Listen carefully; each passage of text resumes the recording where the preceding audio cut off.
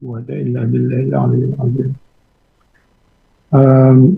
I would like to thank the organizer, IIIT or International Institute of Islamic Thought, East and Southeast Asia, as well as Abdul Hamid Abu Sulaiman, Kuliah Islamic Review Knowledge and Human Sciences, for having trust in me to share some thoughts and ideas pertaining to the relation between religion and science, and in particular, how we can understand modern sciences, modern social sciences in the light of Islam, as well as other aspects of knowledge from the Islamic perspective.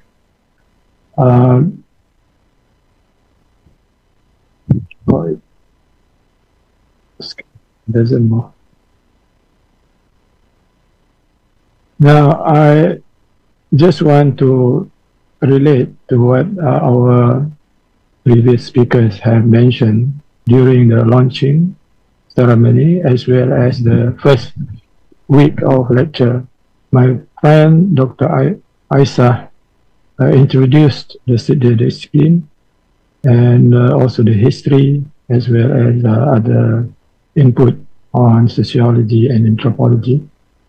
And today I will continue from there. I realized that in this university, we also have subject Islamic perspective of sociology and anthropology taught at undergraduate level, and it takes 14 weeks, 3 hours per week. It means we have to go through 42 hours in order to understand it. But we only have 45 minutes. So I hope that explains the limitation that we have. And therefore, I will not go deep into the subject, but I will outline some important points which will help us to understand broadly Islamic perspective of sociology and anthropology. What do we mean by that, and so on. Now, what I'm going to do is that at the end of the session, you should be able to answer 3 questions about this. What is Islamic perspective of sociology?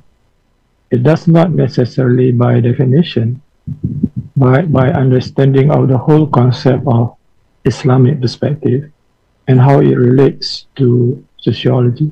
Of course, here I put sociology because I'm more in sociology than anthropology, but what I mentioned would equally be applicable to the other twin social science, that is anthropology. So you will gain from there, not necessarily, as I said, in terms of definition. The second one is the reason, justification as to why we need to talk about and discuss Islamic perspective. This also we can gain directly or indirectly through our discussion later.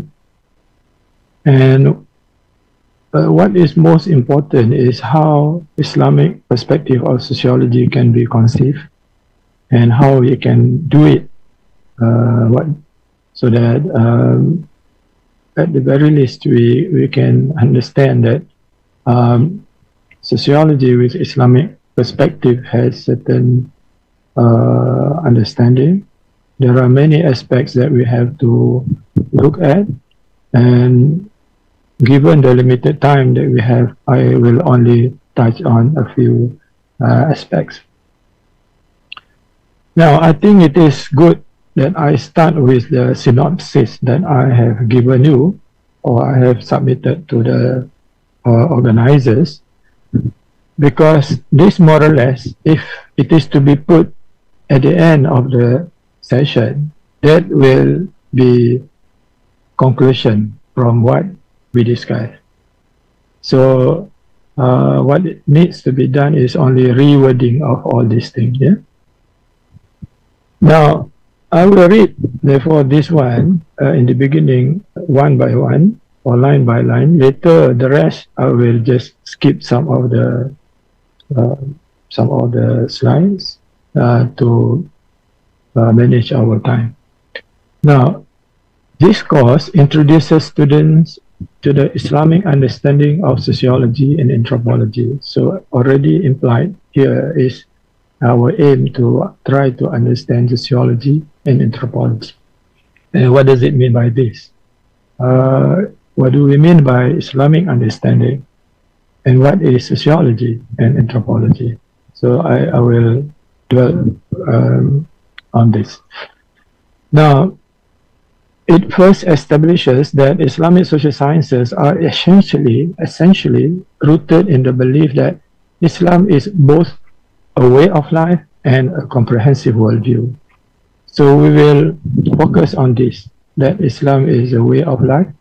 What it implies is that unless this religion is seen as a way of life, we may not be able to see the connection between sociology and religion or Islam. But because Islam is a way of life, it is connected to all aspects of life, including knowledge, such as sociology, anthropology. Within that, we also have what we call Islamic worldview. I think that has been already mentioned by many. Yeah? And Islamic worldview shape our understanding about reality, including social reality. Now, this kind of understanding would define and determine the thinking and also the approach. And therefore, we are going to also see samples or examples or approaches how the various aspects of society can be understood from the Islamic worldview perspective. Yeah? And when we say Islamic worldview, we are actually talking about Islamic framework. What are the principles that form Islamic framework? And the very important concept in Islam, which is Tawheed, is crucial in our discussion of Islamic worldview as the shaper as well as the filter for knowledge. And as I said, that this worldview that I will discuss at length later provides a holistic view of man and human society. So as you can see right from the very beginning, that with a single Tawhidic worldview, it will lead us to see things in different manner, including seeing human realities from that standpoint. So that is the essence of today's lecture.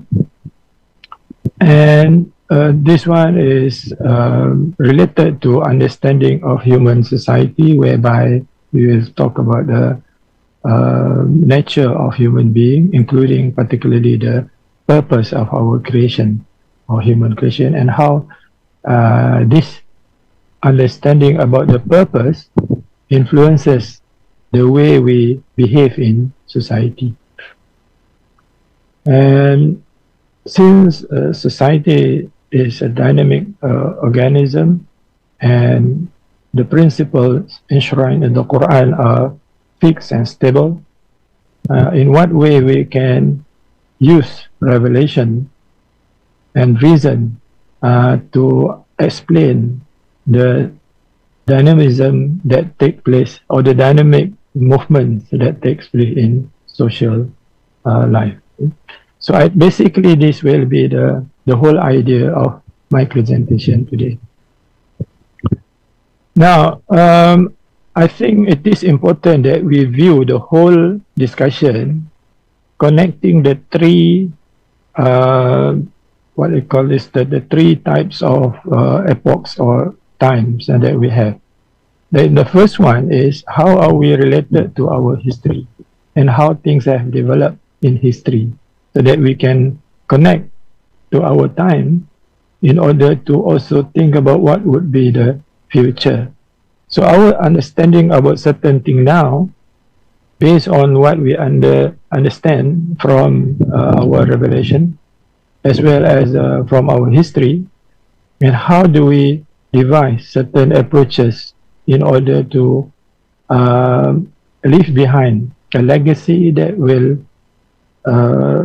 help future generations to build just human civilization.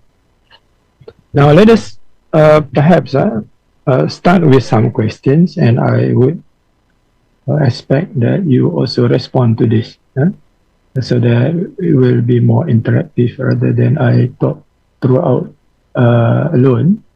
I would like you to also participate. Let us begin with the first question. There are 4 questions here.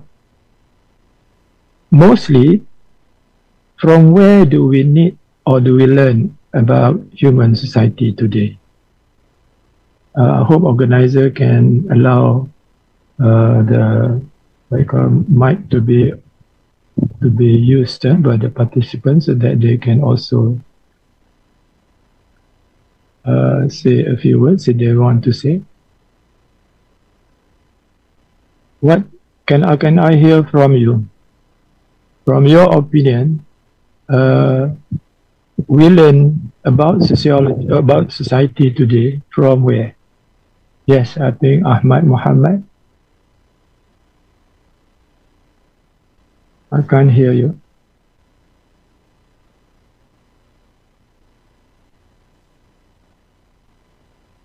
Is Ahmad Muhammad? Okay, now I think since maybe they have muted, then I can see here in the chat box. There is from family, from society, Western scholars, observations, media, by observing human behavior, and so on. All these are true, right? Okay, all these are true. But as an organized science, we learn more from the discipline that has been already developed quite systematically, and this is presented to us, and all over the world we are learning about society from the subject called modern sociology. Modern sociology. So if you go to any university and you take sociology, anthropology, you will be reading, for example, textbooks and also reading materials that are accompany the let's say introduction to sociology book written by scholars from the West, particularly. Yeah? So therefore, my conclusion from here is this, that as an organized science, as an organized body of knowledge of society, we are learning in a formal way about society from modern science, modern sociology. The question is, if you are talking about Islamic perspective,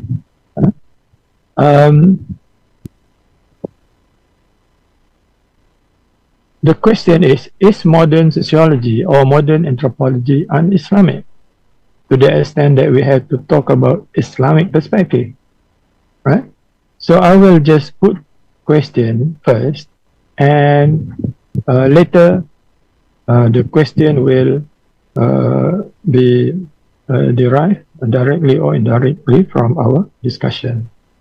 Now, the next question is, in addition to modern sociology as an academic discipline that is formally adopted and also introduced and learned in all universities all over the world, what are other sources for acquiring knowledge of society? I think this one, it can be seen from what you have mentioned just now. We can learn about this from, let's say, from observation using media, books, from history. eh? So depending on how what you call this, how you use this. Now, but if I were to list down some of the big categories of this, number one, we already have. We learned about society from modern sociology. Number two, we also learn about sociology from Muslim intellectual heritage, from our history. We know about, for example, Ibn Khaldun, Ibn Battuta, and others, yeah, who have contributed a lot in terms of knowing society, meaning that our legacy, intellectual heritage, has also contributed to us. And many people have learned about society from their theories and also from their thoughts. Right. So we can list down whatever sources of knowledge that we can consult to understand society, but the question that remains is this. Since we are talking about Islamic perspective, I think one of the logical questions that we can ask is, what makes things Islamic? And what makes things Islamic? And in this case, we are talking about sociology and anthropology. What makes sociology Islamic? Whether that you are referring to modern sociology or to the sociological ideas or thoughts that are derived from the tradition, and so on, right? So therefore, our logical question to ask is, what makes things Islamic? Now, I do not want to continue having this session interactively because we have only 45 minutes, but I hope this question will be enough for me to generate some responses from you, and I will continue from here in order to see more, for you to see more slides, a subsequent slide. Yeah. Okay, so whatever answer you give, but if we are to reduce to one word, what makes things Islamic may be reduced to Islam. And Islam as a deen. Islam, it is because of Islam as a deen, then the religion that guides us to see things in certain way become Islamic. But this is too broad, too general, and too superficial, the answer that we give. So therefore, the discussion about or operationalization of our concept of Islam in order to explain how Islam is influencing our view about society, for example, can be seen. So this needs to be done. But basically, as I said, if we are to reduce to one term, it is because Islam, then we are talking about something Islamic. So people talk about Islamic society, Islamic school, Islamic education, Islamic knowledge. All this will not be Islamic term unless there is Islam. But then Islam, as I said, is too broad, too superficial, too wide, and therefore, for the purpose of today's discussion, I will only identify certain aspects from Islam that make us frame in certain way to see things from Islamic perspective. Now, so in Islam, as we know, clearly the primary sources of reference are the Quran and the Sunnah. Therefore, compared to other conventional or modern knowledge, this is not the case. So what makes things Islamic is when reference is made to the Quran and Sunnah now, directly or indirectly. In other words, we are guided by the teachings of the Quran and the Sunnah in understanding social phenomena and social realities. Now, that is one. Now, from the Quran, of course, later we will see more what Al-Quran says about society. But one thing that I would like to highlight here is the importance of Tawheed.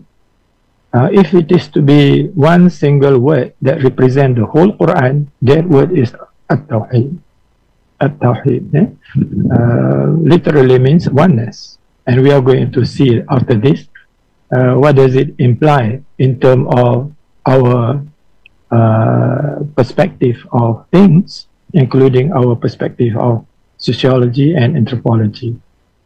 Now, within Tawheed, and Tawheed has been discussed in many ways, using many terms and approaches and so on, but I would like to highlight three important principles or three important concepts. Number one is the worldview that is based on Tawheed. We call it simply here Tawheedic worldview. What is a worldview? Any worldview at least is constituted based on understanding of key concepts. Among the concepts are the concepts of God, universe, man, and knowledge. Yeah? So these are among the concepts, the four important concepts: concept of God, concept of universe, concept of man, and concept of knowledge. When we touch on the concept of knowledge, automatically we are actually discussing about Islamic epistemology, or what I call here Islamic Tawheedic epistemology. In epistemology, we talk a lot about, for example, sources of knowledge, purpose of knowledge, classification of knowledge, use of knowledge, the goals of knowledge, nature of knowledge. So all this under epistemology, which is basically the Tawheedic concept of knowledge. And guided by our broad understanding about the concept of God, man, universe, and knowledge, then all this should provide us ample guiding principles for developing methodology. And that methodology should be Tawheedic methodology. And therefore, when we compare to, for example, what is being used in modern sociology, confining itself only to the scientific study of society, which looks at the material, measurable, observable aspect per se, then how can this be explained in the light of, let's say, Islamic epistemology? Yeah. So it is this thing that make things what I call this Islamic. That is when the fundamental aspect like this is taken into account when we view any subject matter, including the subject matter of sociology, that is a human society. Okay? So I will not touch on this very detail. I just want to skip some slide. Of course, when we talk about Islam, what is Islam? But I just want to highlight here, Islam needs to be seen at least in three important dimensions, from three important perspectives. Number one, Islam as a revealed religion. The implication is this: there are religions which are not revealed. They are socially constructed, they are man-made, they are developed by human beings, for example, either fully or partially, and so on. That is number one. It has implication because like what my friend mentioned last week, that Islam is not a product of culture. It is a shaper of culture. Yeah. The second one is we need to look at Islam as a comprehensive system of life. The implication of understanding Islam as a comprehensive system of life is that everything is related to religion in the context of Islam. So when we talk about Islamic perspective of sociology, it is because Islam relates to society, to knowledge, to science, and so on. But if a religion is only confined to rituals, then there is no way that you can talk about things beyond rituals. So that is why it is important. But what is also important is to see Islam as a civilization. Are we only practicing Islam only for the purpose of personal and ceremonial satisfaction? No, because we are dealing with society, and from the perspective of Islam, we have a responsibility to contribute to the construction of a civilization. So if we can see Islam in this at least three ways, then I think our understanding of what society means would be more, what I call is more meaningful. And then I think what is sociology also, my friend had mentioned already, but for the purpose of reiteration, maybe sociology can be seen in terms of it as a science and in terms of its subject matter, that is human society. So what Al-Quran says about human society, which I will also be sharing some insights from the Quran later in my next class. That is, I think, in 5th week. But we also have to deal with this, where sociology today appears as a social science. So what is the attitude of Muslims towards social science, and what can I say, or what can we say about this?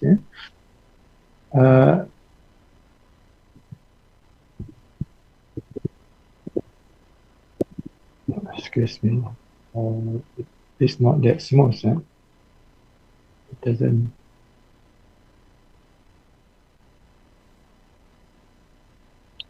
Okay, I mentioned about the science that is dominating our world today, that provide knowledge of society, is modern science, or modern sociology, and it has been defined as the scientific study of human social life, groups, and so on. But there are many other definitions. You can get this. I get this from Google, and you can see how sociology is defined. But I just want to mention about the idea of understanding society holistically and comprehensively needs not to be confined only to our investigation of what can be investigated materially and physically. This is the point. The whole idea is that. Yeah. So therefore, we need to look at this. That investigation of society needs not to be confined to material only. And since sociology is a holistic study of society, it involves also consultation of many other disciplines. These are some of the disciplines that may contribute directly or indirectly to sociological knowledge of society. This is the, I think, the major paradigms used, and then this is the difference between anthropology and sociology. I have taken from the internet. Now, what I would like to stress here is how thoughts influence, or the thought influences the science. Now, we are human are basically what we call is imbued or influenced by certain ideologies, and some of these ideologies are man-made, constructed by human. We have secularism, we have Marxism, we have communism, and so on. They have certain belief, system of ideas that might have provided underlying thoughts which influence the construction of science. In the context of conventional science, man-made ideologies provide the underlying thoughts, the worldview that influence the construction of science like sociology, anthropology, which are the sciences which are used in, or applied in the world, yeah, in society. Now, compared to Islamic approach, now these underlying thoughts, the worldview, is derived from divine revelation, and it is this one that is used to guide in the construction of anything or any sciences, including social sciences, which are then used or applied in a broader context of society. So I think this will give you some idea about this, what makes things Islamic. Now, I mentioned about the importance of Tawheed and its in terms of its implication for our thinking and knowledge. And I think I need to skip all these things. Simply that we stress the importance of this very core doctrine in Islam, and it also influences us in our way of looking at the at society, at knowledge. Now, but the essence of Tawheed is the one, Allah as the one and only transcendental power that exists without beginning and end, unlike the non-Allah. I will skip all this. I will just give you later the slide. Now, in the scheme of this one, how is this related to seeing God in connection to what we are doing today? So Allah being the creator of creatures, and creatures may be non-human, may be human. Among the human, from the Islamic perspective, the theory is that, or the belief is that man is from Adam, one single father, and from there it has what you call it, the history tells us about the offsprings of Adam, and we are all one in terms of being human. So unity takes place at the level of human being, and of course among human beings there are those who are called Muslims, and there are those who are non-Muslim, Muslim and non-Muslims, and they are having unity at different levels. This is the scheme that we are going to use in order to see the concept of society later. So I think this is how it flows. Now, how to create sociology using Islamic framework. The Islamic framework that I mentioned just now is this. So from Islamic worldview to Islamic epistemology, Islamic methodology, and the subject matter, any subject matter here, yeah, will be subjected to the Islamic worldview. Now, I will show you here that if the subject matter is human being, we are studying, the object of study is human being. So these human beings need to be seen within this framework. I fail to, for lack of better illustration, I just use photo frame in order to illustrate the framework. That our view of human being must be within this space that is surrounded by Islamic worldview, Islamic epistemology, and Islamic concept of man. So my next class will be discussing about what our Quran says about man in order to provide some insight on this. Okay, now when we have that framework, then we have to approach other source of knowledge, including, for example, modern sociology or conventional sociology. So what are the aspects of modern sociology that are compatible with this framework, and what aspects which are not compatible? So we need to see that. As far as modern sociology is concerned, they study, these are the themes in the major themes in sociology, for example, among others, culture and society, social institution, development and social change, social stratification, social problems, international community, and globalization, all this.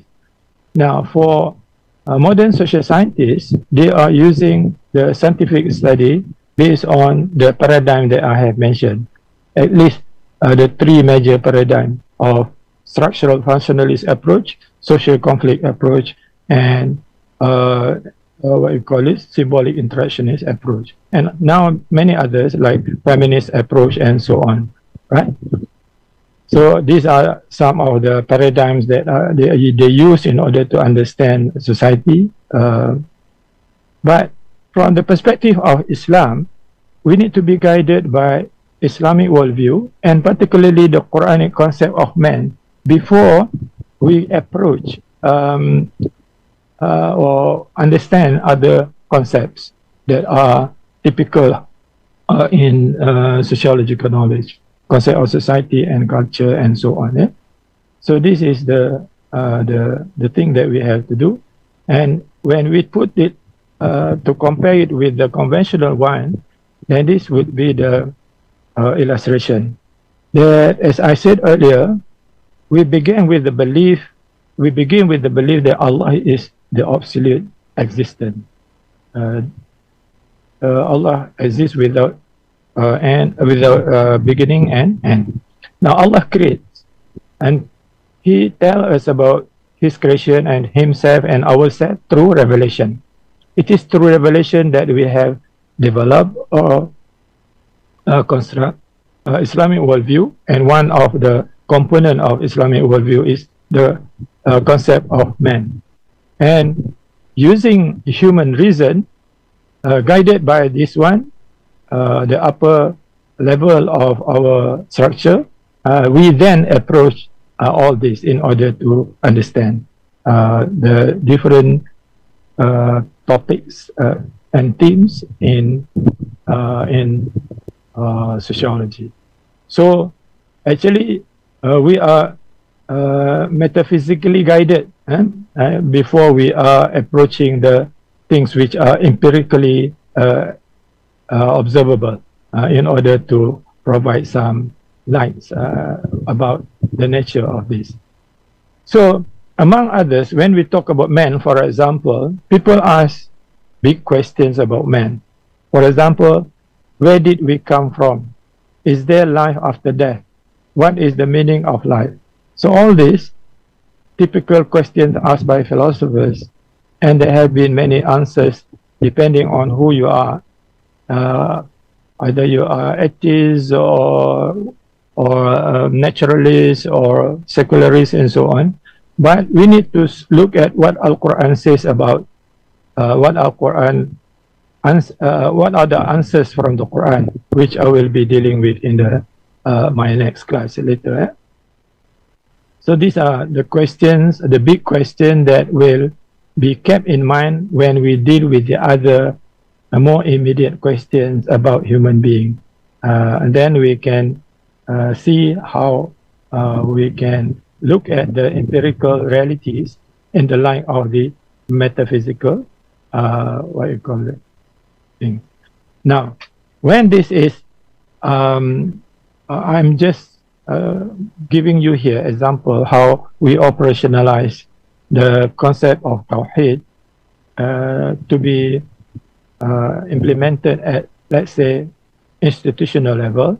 In the case of International Islamic University, for example, it has developed philosophy of knowledge guided by that particular Islamic worldview and Islamic epistemology. This is only an example, and I think what are the reflections from the Quran pertaining to this one? Then I will be talking more about what Al-Quran says about human beings, either as individual or as a society, in the next class. And Mainly, I will be using also this one, Quranic Sciences, especially chapter 23. That is what our Quran says about sociology. I think that is all what I would like to share with you. I'm sorry that I have to be fast, and I think I have taken also more time in elaborating this. As I said, we normally deal all this thing in 42 weeks, or certain 42 hours, but now we have only 45 minutes. Thank you very much. Assalamualaikum warahmatullahi wabarakatuh. Yes, Sister Jaria, back to you. Assalamualaikum, Prof. Waalaikumsalam. We may have a question about one or two questions. Sure. Yeah. Okay, brothers or sisters who want to ask the question, you can raise up your hand so that we can open or unmute for you.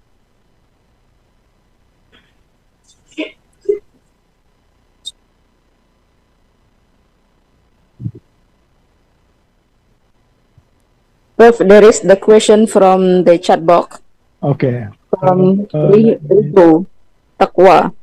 Okay, Ridho Taqwa. Let me ask about how to build the foundation of the discipline of Islamic sociology by referring to the concept of philosophy of science, ontology. Now, right, good. Actually, the detailed elaboration of Islamic worldview will cover the ontological, epistemological, zoological, and teleological questions. Except that we use one single term in order to make it easier for us. But in the normal discussion about it, people use the term, yes, ontology, epistemology, zoology, teleology, cosmology, and all those things. But actually, as a one single concept that embrace all this, because worldview, as I said, my definition of worldview is that a comprehensive or total view about reality based on the answers to the big questions pertaining to God, man, universe, and knowledge, right? So, example of the big question about man is there. Examples of, we have not given examples of the big question pertaining to universe. For example, of course, when we talk about universe, it is cosmology already. When we talk about knowledge, the various aspects of knowledge, then we talk about epistemology. Ontology also, the question of the, what you call is being, existence, and so on. And we talk about existence of God, existence of non-God, all this under to me, under worldview. But because we don't have time, maybe I will just show one or two slides that I have later when we meet in the 5th week, how all these are interrelated. Yeah? Yes. And also I have another 2 or 3 slides, how I use the tree to illustrate knowledge, where the foundation for tree, the root of the tree can be considered as the foundation, the root of the tree. But this root cannot be seen. You don't see the root, whereas the root is the most important. What we see is the upper part of the tree, the part of the tree above surface, and we are attracted to what we can see, and seldom we what you call it, although we know that there is foundation, but it looks like the foundation is not very much appreciated because we cannot see that. And same thing with this, the thoughts, the underlying thoughts are important, but because they are abstract, they are quite away from the normal thing that we are dealing with in sciences, then therefore we seldom talk about the underlying thoughts that influence our way of looking at the immediate realities. So the first thing that we have to do when we are dealing with anything Islamic is to address the foundation. It means the major questions pertaining to the key concepts that I have mentioned to you. Call it whatever, ontology, epistemology, sociology, and so on. And I agree with you that all these form what we call the foundation of knowledge, including foundation of Islamic sociology. Yeah. I said that this one need to be answered from the Quranic perspective. Yeah. Thank you very much, Prof. We have, I think, only one question. We will answer one more question. Okay. We want to hear directly from Aminu. Brother Aminu, you can unmute yourself. Okay. Assalamu alaikum wa rahmatullahi wa barakatuh. Wa alaikum assalam. I'm Dr. Aminu Yakubu from Nigeria. Thank you so much. How are you? I'm doing good, alhamdulillah. From Even Nigeria. though Nigeria, we just concluded Subuh prayers. I missed some parts of the lectures, alhamdulillah.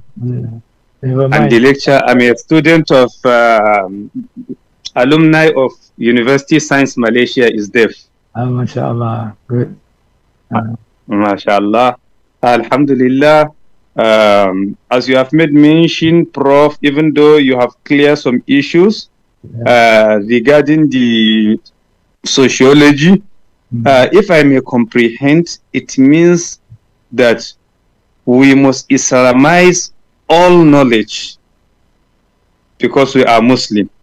Whatever comes to us in terms of sociology and any conventional knowledge, it means that we have to Islamize the knowledge so that it will suit our Islamic character, our Islamic teachings, and whatever.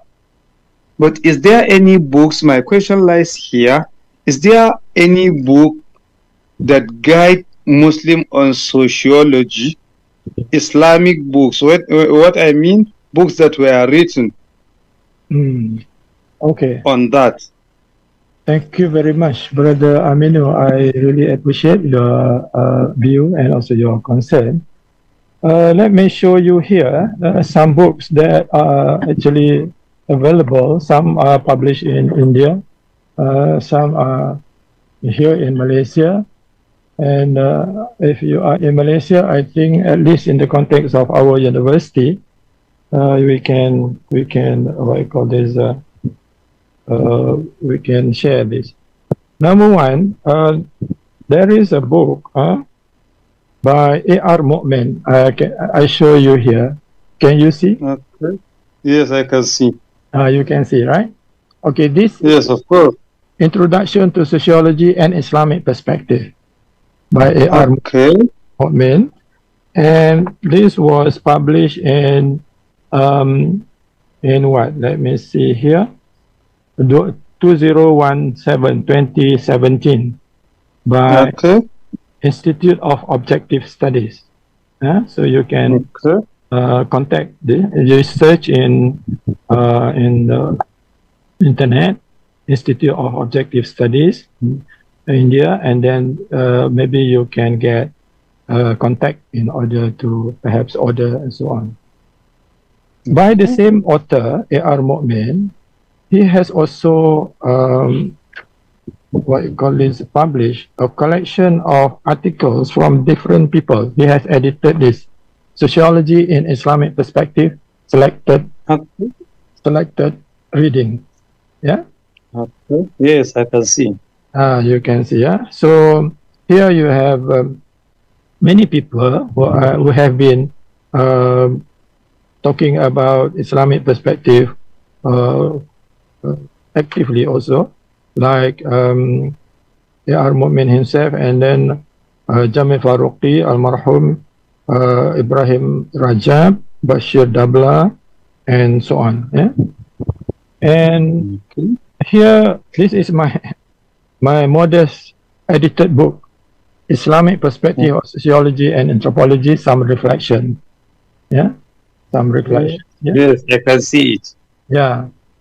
And this was published in 2017. Among others, when I included the first chapter, of course, by myself, I tried to explain what do we mean by Islamic perspective of sociology and anthropology?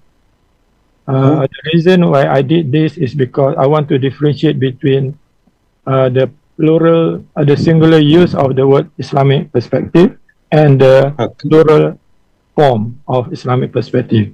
Is there one Islamic perspective, or are there Islamic perspectives? So I clarify that. Yeah. Okay. And then the rest of the chapters written by my colleagues, some have touched on sociological theory, others on anthropological theory, and then on methodology, scientific and Islamic, and then on the concept of culture, the concept of social structure, as well as social stratification.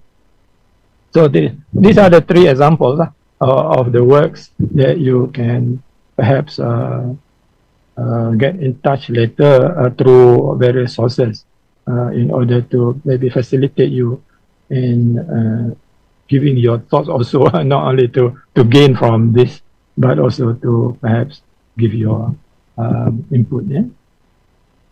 I hope Inshallah. respond to Yeah, your it's question. clear. Okay. Yes, of course, you have responded. Alhamdulillah. Alhamdulillah. Thank you so much.